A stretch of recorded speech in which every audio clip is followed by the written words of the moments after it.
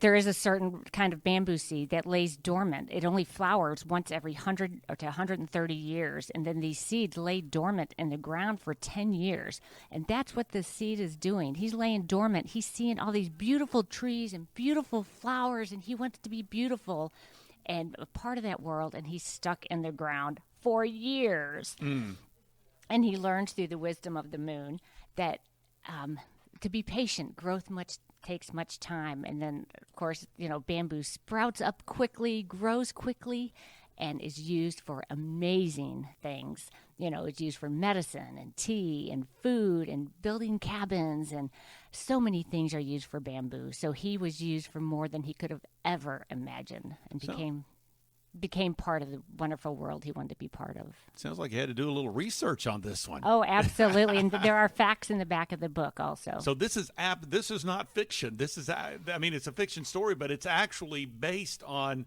the growth of a bamboo. Things. That's right. A growth of this one particular kind of bamboo plant. Wow.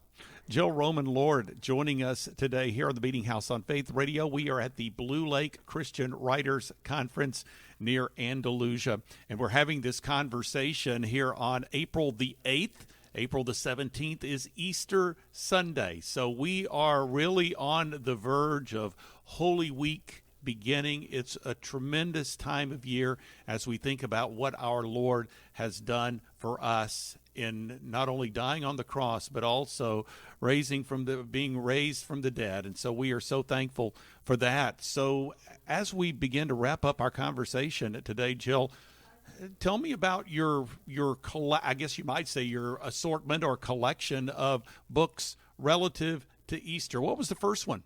The first one was the first Easter day, and that was a touch and feel book, and it has now been reprinted into a hardboard book. Mm-hmm. And that is about a child imagining if he was there as various creatures on the day Jesus rose, what he would have done, how he would have celebrated. And then it shows kids that they can still celebrate him today. Yeah. How did that character, what was he thinking? Well, he was thinking if he was a bunny, he would have jumped with all his might. And if he was the sun, he would have shined brightly. And he learns that at the end that even though he wasn't there, he can still celebrate today by shouting praises and singing and telling others about him. And so this is actually a book that's been re-released? Yes. Yeah. Yes. And then what came next? What came next, I believe, was that Grand Easter Day.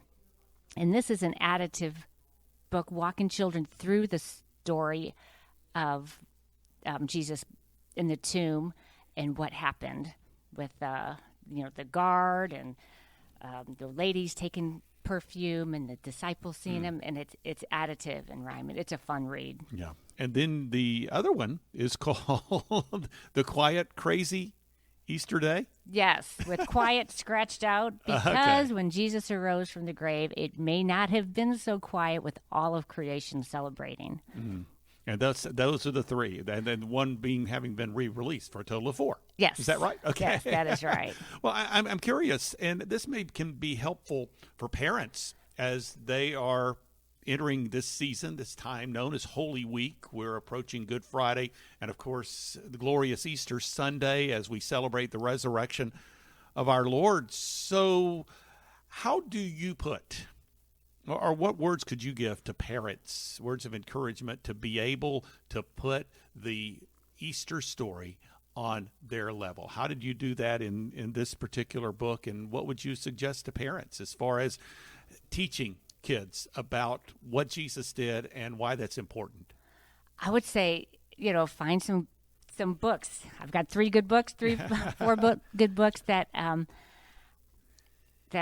would help describe the story and how kids can celebrate and realize that it's not about the Easter bunny. All of the Easter eggs and everything just is a way to celebrate new life, and each of the children have their own ways of celebrating.